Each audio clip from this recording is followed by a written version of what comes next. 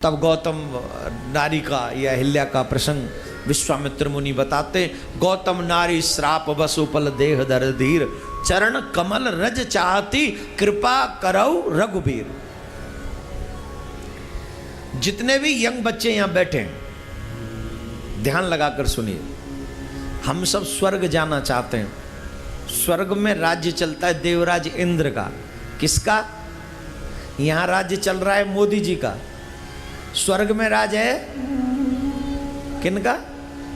इंद्र का। तो मनमोहन सिंह जी का राज्य रहा? नहीं रहा ना, चला गया। मोदी जी का अभी है, 5 साल शायद और आ जाएं, फिर और आ जाएं, फिर उसके बाद उनका भी चला जाए, कोई और आएगा। ये संसार की प्रवृत्ति है कि नहीं? वैसे ही स्वर्ग की भी प्रवृत्ति है। वहां रहता तो इंद्र का ही सिंहासन राज्य है, लेकिन वहां इंद्र बदलता रहता है। उस स्वर्ग में राज्य तो इंद्र ही करता है, पर जो इंद्र है वो बदलता रहता है। और जो इंद्र है वो भजनानंदी नहीं है। जो इंद्र है वो भजनानंदी नहीं है। एक बार ब्रह्मा जी ने एक कन्या का निर्माण किया। वो कन्या बड़ी सुंदर थी, बहुत सुंदर। बड़े बड़े देवता कह रहे थे इसका विवाह हमारे साथ कर दो, हमारे साथ कर दो। इंद्र भी गए, ये कन्या बड़ी सुंदर है, इसका विवाह हमारे साथ कर दो। ब्रह्मा जी ने मना कर दिया। और उस कन्या को गौतम ऋषि के आश्रम में गौतम ऋषि से कहा कि आप इस कन्या की देखभाल करना, मैं अपना कार्य करके फिर अपनी कन्या को अपने पास ले जाऊंगा। ब्रह्मा जी कह गए। गौतम ऋषि भजन करते रहे और उस कन्या की देखभाल करते रहे। जिस कन्या को ब्याहने के लिए देवराज इंद्र व्याकुल हैं, व्यथित हैं, उस कन्या को गौतम ऋषि ने आंख उठा के नहीं देखा। यह है साधुता, यह है संत का स्वभाव, यह है भजन का प्रभाव। जिस कन्या से देवराज इंद्र विवाह करने के लिए आतुर है, उस कन्या को नजर उठा के नहीं देखा एक क्षण भी। वह पूरा देखभाल किया। जब आप भगवान का भजन करते हो तो भगवान का भजन ही, साधु की कृपा, गुरु की कृपा ही आपको ऐसा मार्ग प्रशस्त करती है, ऐसा मार्गदर्शन कराती है जहां से आप गलत रास्ते पे नहीं जाते, आप एक अच्छे रास्ते पे, अच्छे मार्ग पे चले जाते हो।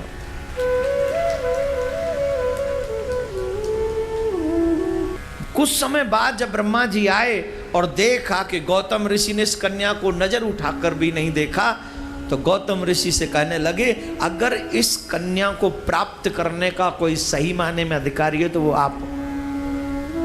जो इतना संयमी हो, जो अपने आप को, अपनी इंद्रियों को अपने इतने बस में रखता हो। यहां तो सांप काट की स्त्री को देख के लोग कामातुर हो जाते हैं। आजकल कलयुग की कोई बड़ाई नहीं कर, कलयुग में तो कोई लिमिट ही नहीं रही है पाप की।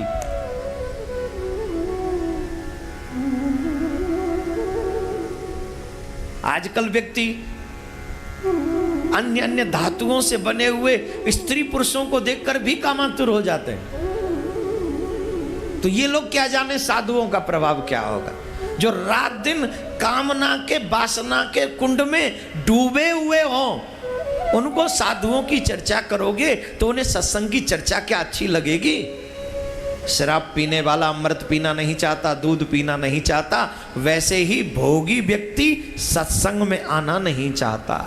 भोगी व्यक्ति सत्संग में आना नहीं चाहता।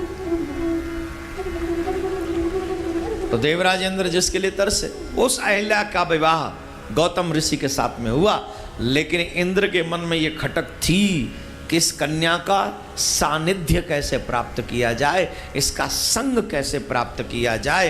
तो चंद्रमा को चंद्रमा को उसमें भागीदार बनाया। और चंद्रमा, पहले घड़ी नहीं होती थी, मोबाइल नहीं होता था, पहले टाइम ऐसे नहीं होता था, पहले वो बाग देता था ना, आवाज आती थी सुबह, ये जो मुर्गे वगैरह आवाज जिसको कहते हैं हम लोग बाग दिए, वो बाग दे दी। और जब बाग दे दी तो समझो भोर हो गया। यही होता था ना पहले। अरे गांव में तो साहब जब हम बहुत छोटे थे तब कहाँ इतनी घड़ी बड़ी होती थी। उस समय बड़े कम समय में ही लोग, अरे लाला देखियो धौता है गो, उठ जा, गैया ने सानी कर दे, ऐसे ही बता देते थे। तो बाग दे दी। चंद्रमा को ऐसा बना कर लाए, उसने बाग दी अर्ली, थोड़ा जल्दी, रात्रि में ही। गौतम ऋषि कहने लगे देवी भोर हो गया, लाओ मेरे वस्त्र लाओ, मैं गंगा स्नान करने जाता हूं। अहिल्या देवी ने कहा शायद मुझे नहीं लगता ये बाग दे रहा है, ऐसे थोड़ी जल्दी देगा, जाना ही चाहिए मुझे, लाओ वस्त्र लाओ। वस्त्र लिए गौतम ऋषि चले गए और उधर में इंद्र गौतम ऋषि का रूप धारण करके कुटिया में प्रवेश कर गया। कहा देवी सच कह रही थी, सच कह रही थी तुम, कभी रात्रि ही है, सुबह नहीं हुआ। भोग के प्रति लालायत तो देवता भी रहते हैं, और एक बात माननी पड़ेगी, सुंदरता के पुजारी तो स्वर्ग में भी हैं। इस विषय को इतना मैं खुल के नहीं बोल रहा हूं, क्योंकि एक व्यासपीठ की मर्यादा है, उस मर्यादा का ध्यान रखते हुए मैं सिर्फ इतना कहूंगा, वासना से ऊपर उठोगे तब भगवान मिलेगा। जब तक वासना में लगे रहोगे भगवान की प्राप्ति नहीं होगी। देवराज इंद्र गौतम ऋषि का रूप बनाकर पहुंचे वहां, पहुंच गए वहां। और उधर जैसे ही गंगा जी में गौतम ऋषि पहुंचे, गंगा जी ने कहा गौतम तुम्हारे साथ कुछ अधर्म हो रहा है, अभी रात्रि के समय तुम आ गए हो, जाओ जल्दी से कुटिया पे वापस जाओ, लगता है कोई छल हो रहा है तुम्हारे साथ। और जब वापस आए तो देखा चंद्रमा वहां है। चंद्रमा उससे पहले दाग वाला नहीं था, एकदम स्वच्छ चंद्रमा था। भीगा हुआ वस्त्र लिया और उसके तन पे मारा फेंक के। अधर्म में सपोर्ट करता है, जा, तुझे लोग हमेशा सुंदरता का प्रतीक कहते हैं। लोग कहते हैं ना तुम्हारी पत्नी कैसी, अरे तेरी पत्नी तो बड़ी चंदा की सी चांदनी भैया।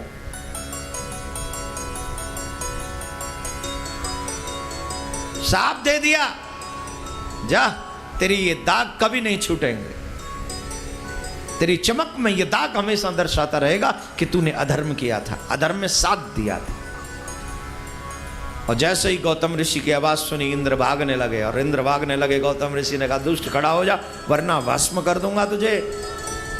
ऋषियों का तप देखिए, देवता थर थर कांपते महाराज इन ऋषियों के तप से, भयभीत रहते इन ऋषियों के तप से। आजकल के लोग नहीं समझ पाते, अगर संत के मन से एक बद्दुआ सच्चे दिल से निकल गई तो तुझे कोई भी खड़ा नहीं कर सकता दोबारा। इस बात की आज भी गारंटी है। आज भी कोई भजनानंदी अगर सच्चे मन से तुझे बद्दुआ दे दे तो खत्म। इसलिए हालांकि इतनी जल्दी वो देते नहीं है, ये भी ध्यान रखना। जो साधु होंगे बहुत जल्दी बद्दुआ नहीं देंगे। कैसी साधुता है, क्या मेरे ठाकुर जी ने पावर दी है साधु संतों को। इंद्र से कहा खड़ा हो जा वरना यहीं भस्म कर दूंगा तुझे। खड़ा हो गया। बहुत तुझे स्त्री संग पसंद है ना, श्राप देता हूं, जा तेरे तन पे सहस्त्रों भग हो जाए। साप है मेरा,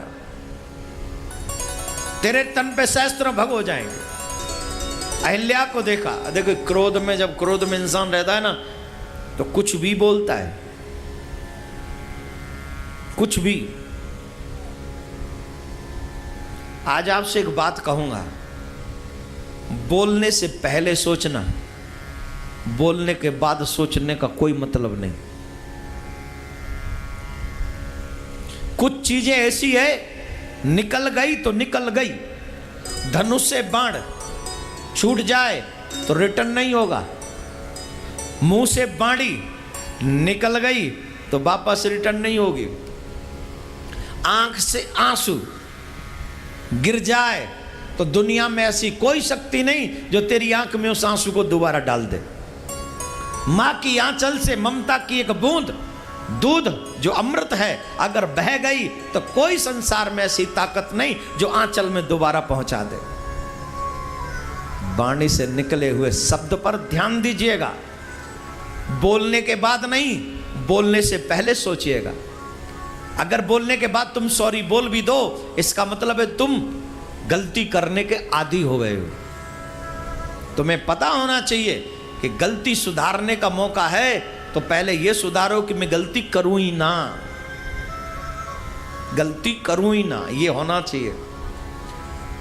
अहिल्या से कहा तुम कैसी पतिव्रता स्त्री हो, तुम्हें पता नहीं चला तुम्हारा पति कौन है? तुमने इस दुष्ट को, इस छलिया को अपना पति मान लिया। बोलती क्यों नहीं हो, चुप क्यों खड़ी हो? बोलो वरना मैं तुम्हें शाप दे दूंगा। एक पत्थर की तरह खड़ी हो, जाओ मैं तुम्हें शाप देता हूं, तुम्हें पत्थर बनना पड़ेगा।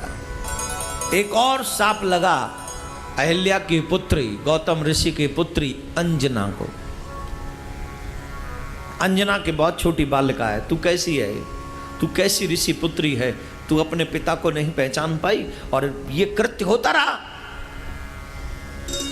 इस संसार में सबसे बड़ा दुर्भाग्य स्त्री का, कन्या का तब होता है जब वो कुंवारी मां बनती है। मैं तुझे शाप देता हूं, तू कुंवारी मां बनेगी।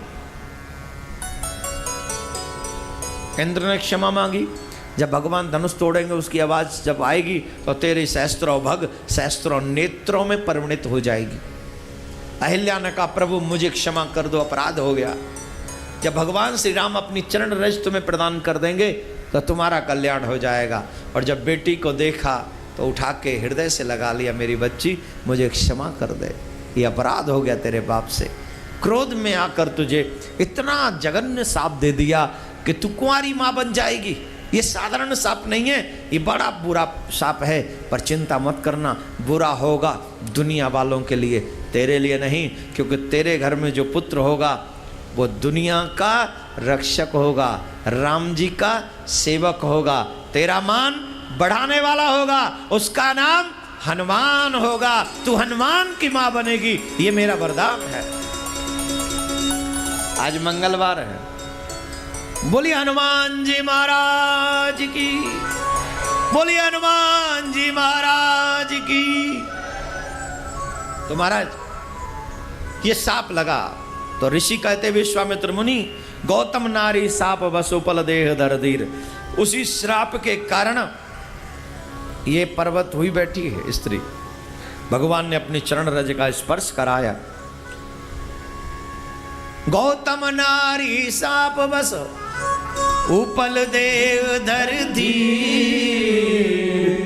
चरण कमल रज चाहती, कृपा करो रघुवीर।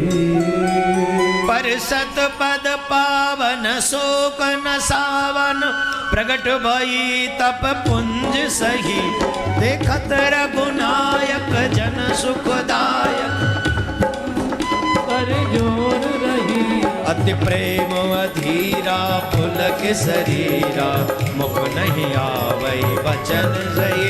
अतिशय बड़ भागे चरणन लागे, जुगल नयन जलधार भई। धीरज मन कीना प्रभु कहु चीना, रघुपति कृपा भगत पाई।